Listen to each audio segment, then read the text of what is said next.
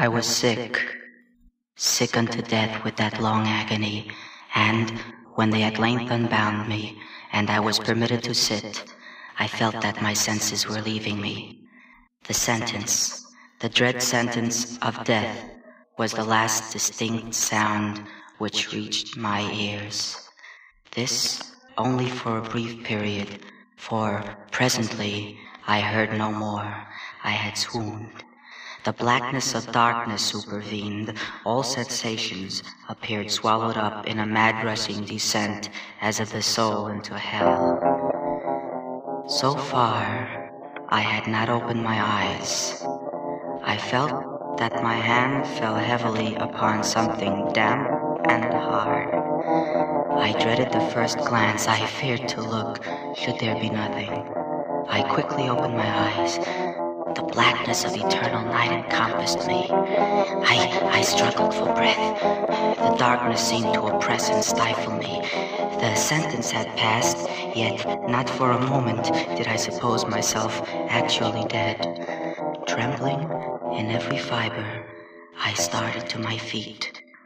I thrust my arms wildly about in all directions. I felt nothing, yet dreaded to move a step. Perspiration burst from every pore. The agony of suspense grew at length intolerable, and I cautiously moved forward. I proceeded for many paces, but still all was blackness and vacancy. My outstretched hands at length encountered some solid obstruction. It was a wall. I tore a part of my robe and placed it on the wall. Then, in groping my way around the prison, I could not fail to encounter this rag upon completing the circuit. The ground was moist and slippery. I staggered onward for some time when I stumbled over the cloth and fell. My chin rested upon the floor of the prison, but my lips and the upper portion of my head, although seemingly at a less elevation than the chin, touched nothing. I put forward my arm and shuddered to find that I had fallen at the very brink of a pit. Groping about the masonry, I succeeded in dislodging a small pebble and let it fall into the abyss. For many seconds I heard nothing. At length, there was a sullen plunge into water, succeeded by loud echoes. At the same moment, there came a sound resembling the quick opening of and rapid closing of a door overhead. I saw clearly the doom prepared for me, and congratulated myself upon the timely accident by which I had escaped. Another step before my fall, and the world would have seen me no more. Shaking in every limb, I groped my way back to the wall, resolving there to perish rather than risk the terrors of the wells. Agitation of spirit kept me awake for many long hours, but at length I slumbered. Upon arousing, I found by my side a loaf and a pitcher of water. It must have been drugged, for scarcely had I drunk before I became irresistibly drowsy. A deep sleep fell upon me, a sleep like that of death. How long it lasted, I know not, but when I opened my eyes, the objects around me were visible. By a wild and sulphurous luster, I was able to see. The shape of the prison was square, but what I had taken for masonry seemed now to be iron or some other metal. The figures of fiends and other fearful images overspread the walls. I noticed the floor too. In the center yawned the pit from which I had escaped. I now lay upon my back, and at full length on a low framework of wood. To this I was securely bound by a long strap. It passed about my limbs and body, leaving at length only my head and my left arm to such an extent that I could supply myself with food from an earthen dish which lay by my side on the floor. Looking upward, I surveyed the ceiling of my prison. It was some 30 or 40 feet overhead and constructed much as the side walls. In one of its panels, a very singular figure riveted my whole attention. It was the painted figure of Time, as he is commonly represented, save that instead of a scythe, he held at what a casual glance, I suppose, to be the pictured image of a huge pendulum. There was something, however, in its appearance which caused me to regard it more attentively. While I gazed directly upward at it, I saw it in motion. Its sweep was brief and slow. Wearied at length with observing its dull movement, I turned my eyes upon the other objects of the cell. A slight noise attracted my notice, and looking to the floor, I saw several enormous rats. They came up in troops, hurriedly, with ravenous eyes, allured by the scent of the meat. It might have been half an hour before I again cast my eyes upward. What I then saw confounded and amazed me. The sweep of the pendulum had increased, but what mainly disturbed me was the idea that it had perceptibly descended. I now observed, with what horror it is needless to say, that its nether extremity was formed of a crescent of glittering steel, the under edge evidently as keen as that of a razor. It was appended to a weighty rod of brass, and the whole hissed as it swung through the air.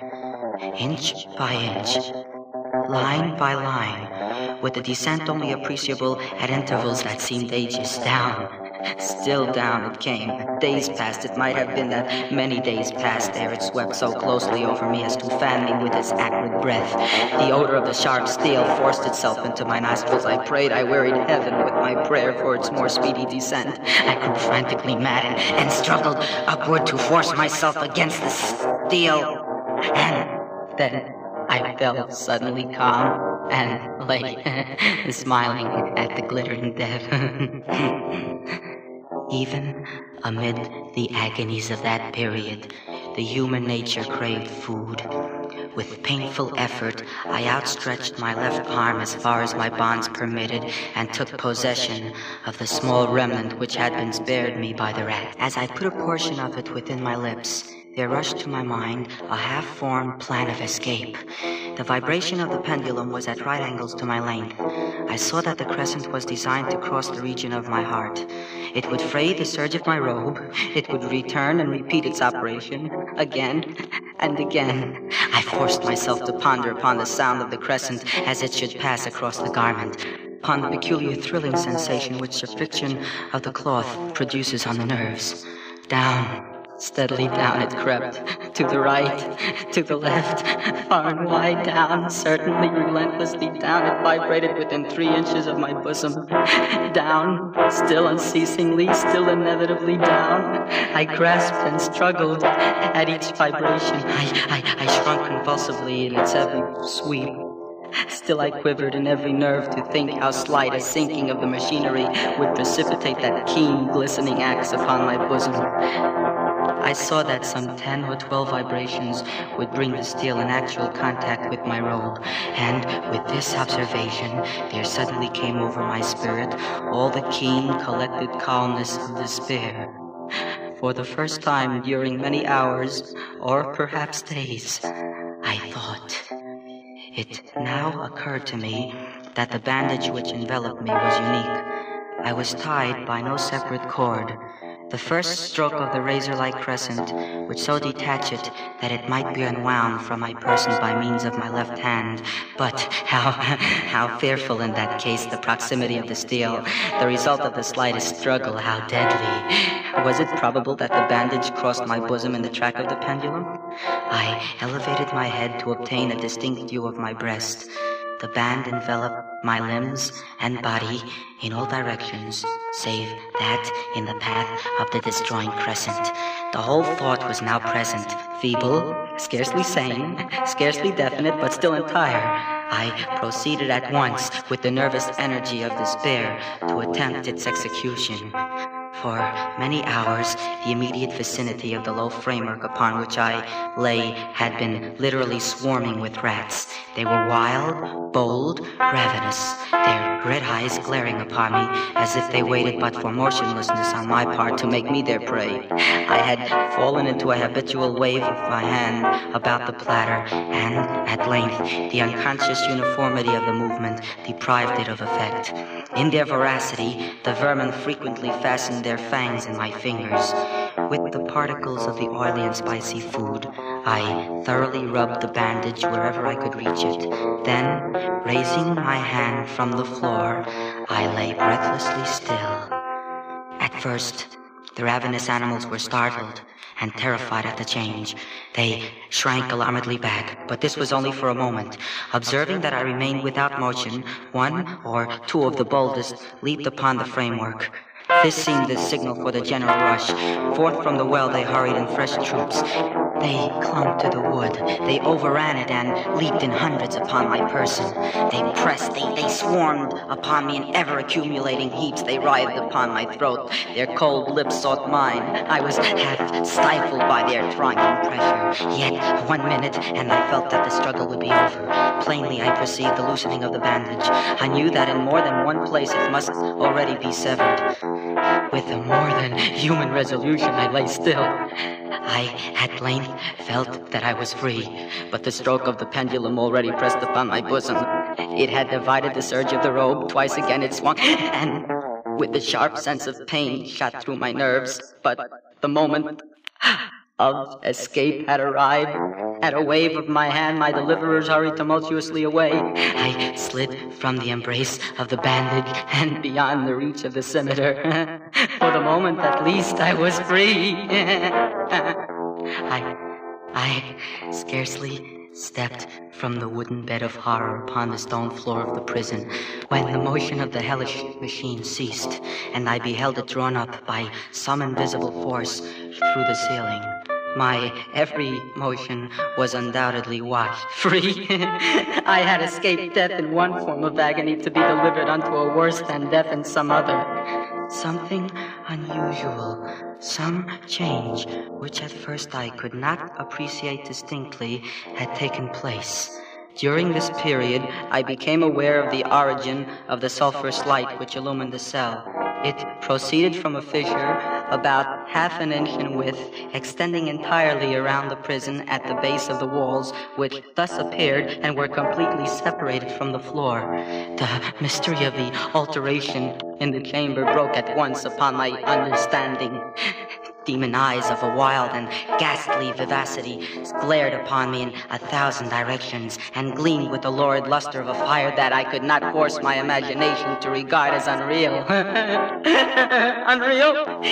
Even while I breathed, there came to my nostrils the breath of the vapor of heated iron.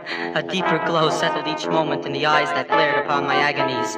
A richer tint of crimson diffused itself over the pictured horrors of blood. I panted, I gasped for breath.